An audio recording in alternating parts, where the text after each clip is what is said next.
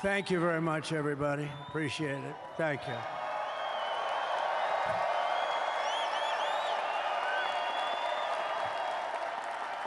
So now the work begins. We won, but now the work begins. We have to bring them home.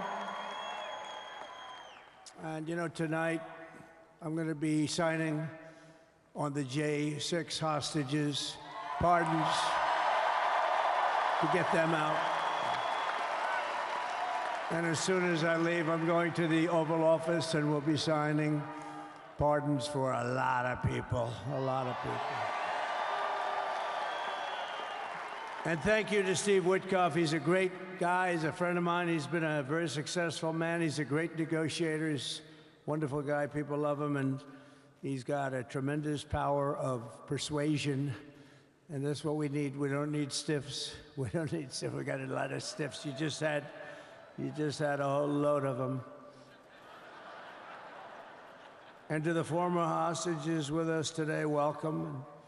Welcome home. Some of the folks are former hostages, not a good situation. The three young ladies that came home yesterday, you saw that. More coming home every day now. They're coming home.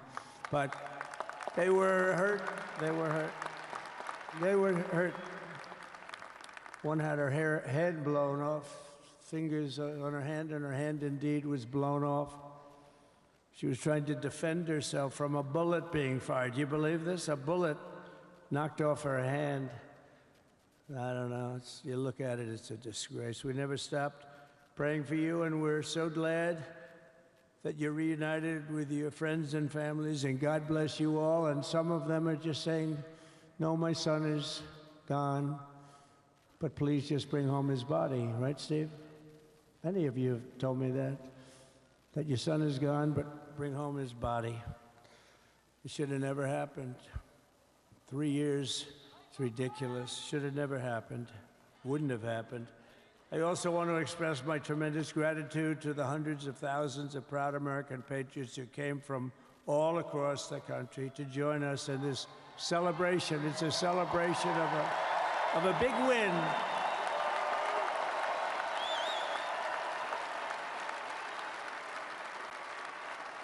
And you're witnessing the dawn of the golden age of America. That's what it's going to be. We're bringing it back. We're going to bring it back fast. We're going to bring it back fast. Let us also thank the incredible service members, National Guardsmen, Police, Secret Service, and law enforcement personnel who are keeping us all safe, even though, and they are great people. New York's finest. I grew up with New York's finest, and we got to give them their authority back. You won't have any crime. There'll be no crime. You give them little authority back. The whole way they run things in this country now, it's disgraceful. But it's going to change rapidly. We're going to make our cities safe again, too. Even though we're indoors, we've had a magnificent inaugural parade. And let's give a big round of applause. They were great. To all of the incredible performers and hardworking men and women who made it possible. Those people, really talented, amazing people. I also want to thank my wonderful family for being here, especially my beautiful wife, our First Lady, Melania.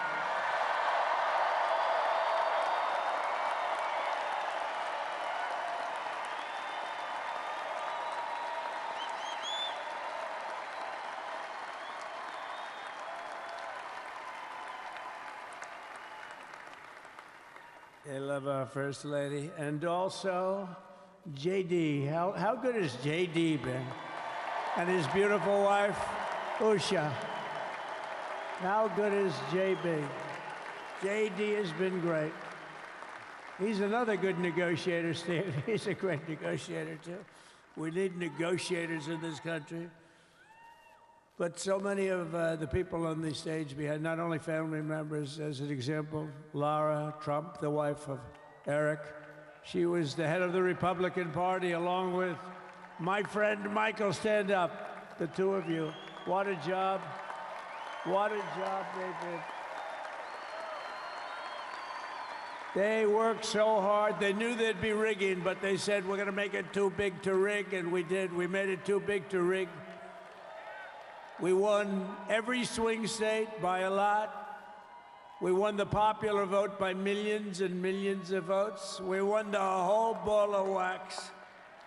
And now we're going to go and drill, baby, drill, and do all the things that we've wanted to do and bring your costs down, your prices down, and make our country safe. So thank you very much, Michael. Thank you very much. What a job you've done, Michael. I'm never moving you, you know. He was thinking about getting a nice job in the administration. I said, no, I'm leaving you right where you are. You've done a very good job. We're not moving you, Michael. I'm sorry. Anyway, thank you very much. Appreciate it. Appreciate it very much. Right here with us also in the arena, I'm about to sign some very important executive orders of our new administration. Hey, Don, will you stand up, please? Don is another one. How about Don? This guy.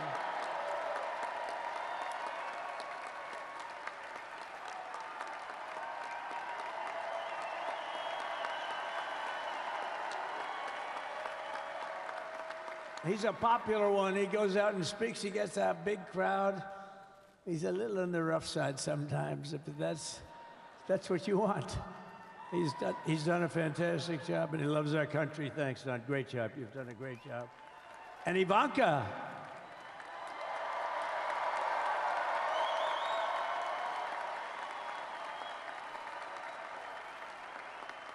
And you know, Jared negotiated the Abraham Accords, which are the biggest, it's the biggest deal made in the Middle East in many, many years, and it's really something. Jared, stand up, Jared. The Abraham Accords.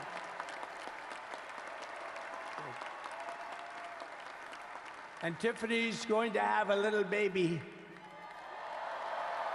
And Michael.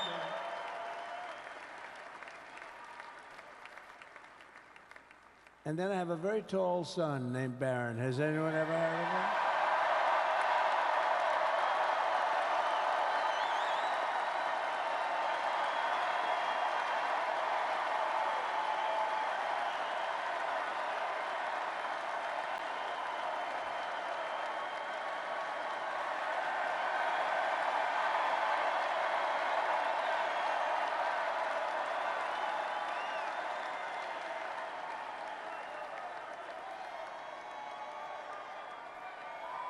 Thank you.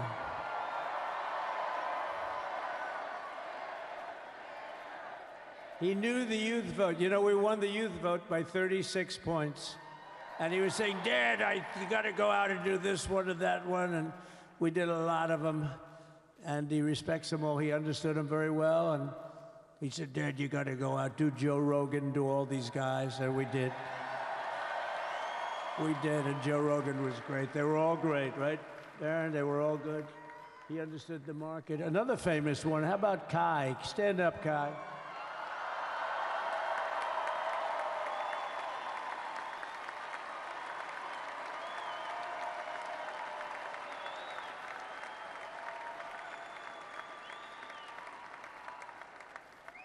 Is that Byron Donalds back there? Stand up, Byron. Stand up. What a future this one has. What a future. That's great, Byron. Thank you very much. And how about Lutnick, Secretary of Commerce? He's going to take in more money than any country has ever even thought about. He's going to take in some money. And we have many others. Look, I'm not going to go through it, but we're going to sign some orders right now, and that's really what I want to do. So we're going to sign executive orders. First, I'll revoke nearly 80 destructive and radical executive actions of the previous administration, one of the worst administrations in history. Maybe not one of them, the worst. Anybody that would allow millions of people to pour through our borders from jails, prisons, mental institutions, insane asylums, gang members to be taken off the streets of Venezuela and deposited in our country, and many, not just Venezuela. You know, crime in Venezuela is down 74% because they took their criminals and gave them to us through an open border policy of the previous administration. All over the world, they're emptying their prisons into our country. They're emptying their mental institutions into our country. It stops as of 1 o'clock this afternoon, okay? It stops.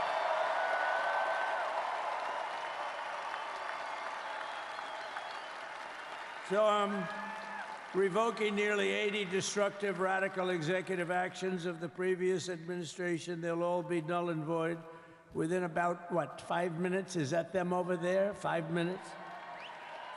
And next, to gain immediate control of the vast federal, out-of-control bureaucracy, I will implement an immediate regulation freeze, which will stop Biden bureaucrats from continuing to regulate. Most of those bureaucrats are being fired. They're gone.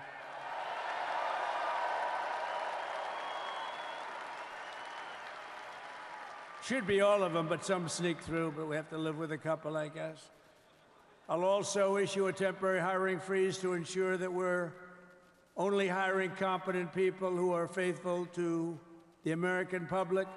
And we will pause the hiring of any new IRS agents. We will also require that federal workers must return to the office in person.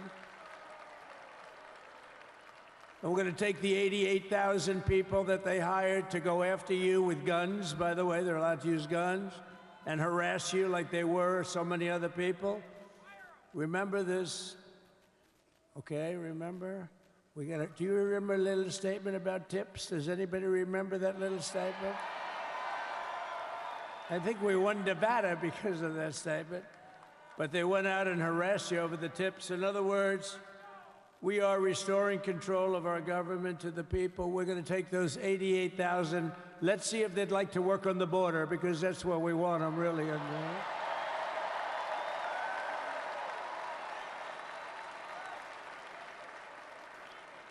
So we're going to have no tax on tips, right? No tax on tips.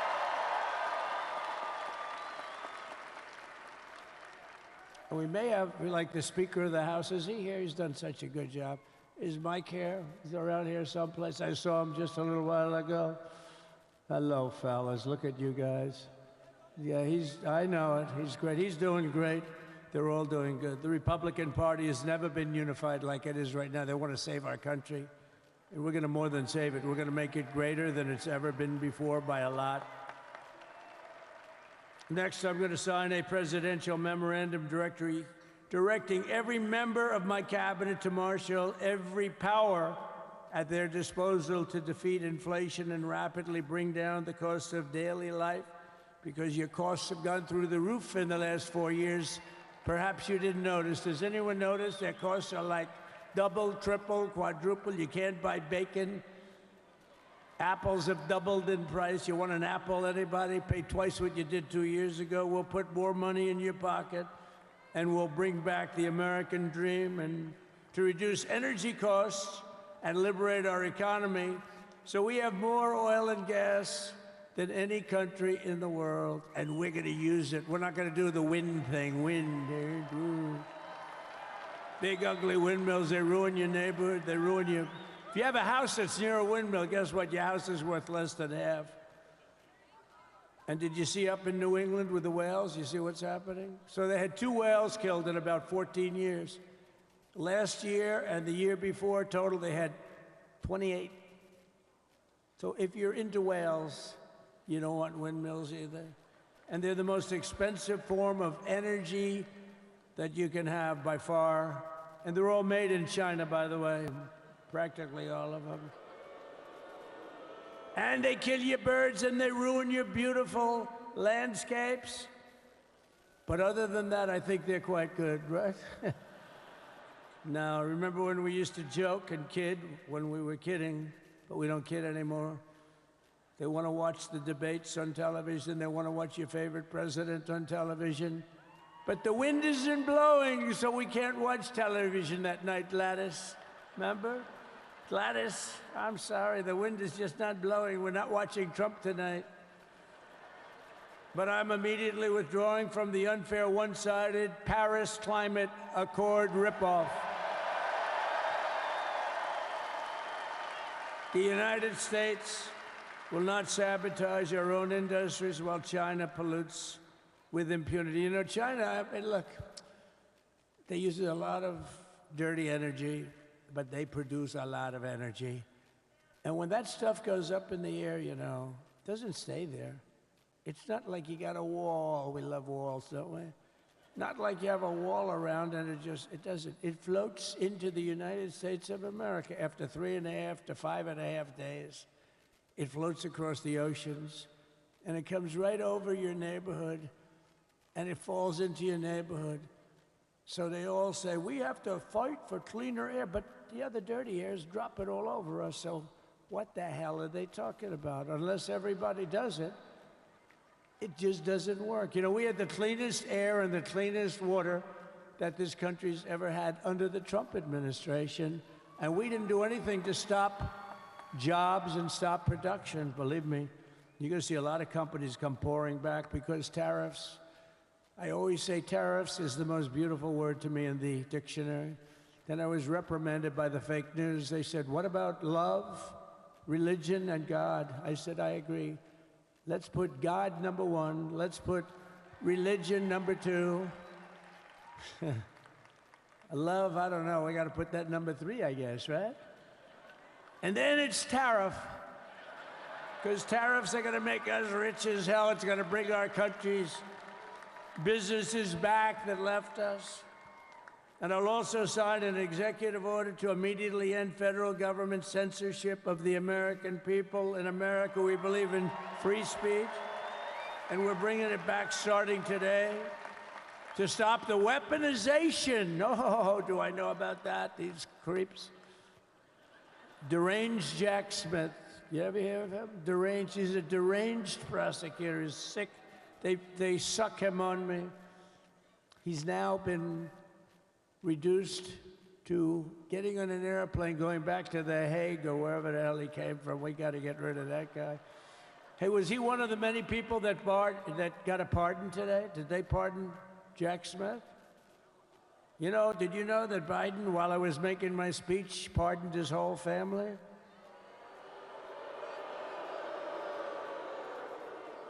The brother, the whole deal was pardoned.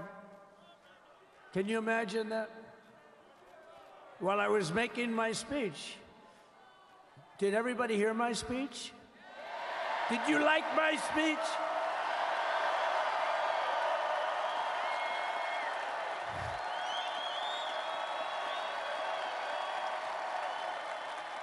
Thank you. I mean, the only thing wrong with it is I had a lot of tough things to say, and I have some great people that work for me. Sir, this is such a great speech. It's so unifying. Don't talk about Biden with his pardons of his family. We want a unified country. They said, don't talk about the J6 hostages that you're going to be releasing today. Sir, don't put that in your speech, please. I said, but I want to put it in my speech. I said, sir, it won't be unified like it is. It's so beautiful the way it is. And it is getting great reviews. You know, if I put things like that in, I'll get terrible reviews. One little paragraph that's a little bit wrong, the fake news goes crazy, right?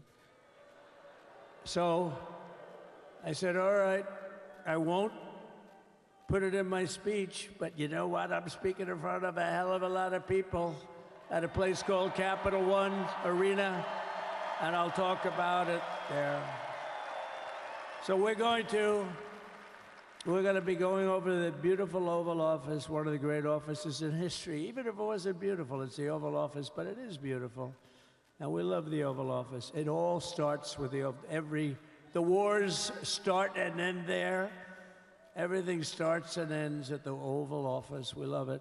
But we're going to go to the Oval Office. We're going to sign. We're going to release our great hostages that didn't do, for the most part, they didn't do stuff wrong. You take a look at what went on, and look what happens in other parts of the country. In Portland, where they kill people, they destroy the city, nothing happens to them. In Seattle, where they took over a big chunk of the city, nothing happened. Minneapolis, where they burned down the city, nothing happened. Essentially nothing happened. All they want to do is go after the J6 hostages. A 76-year-old grandmother was arrested the other day because she was looking, I think because she was looking at the Capitol or something like that. No, we're not going to put up with that crap anymore.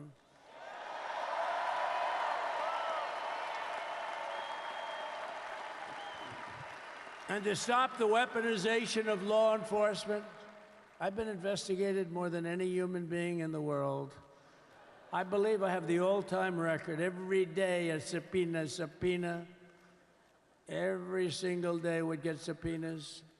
I was more than any person. Alphonse Capone, remember I used to talk about it? Now, Alphonse Capone, Scarface, he was a pretty rough guy. He was investigated about 1/100th what Trump was investigated. My father's looking down at me, my mother, how the hell did this happen? You know what it is? They investigated their political opponent, the opponent of Biden, and then ultimately Kamala. Has anyone ever heard of Kamala?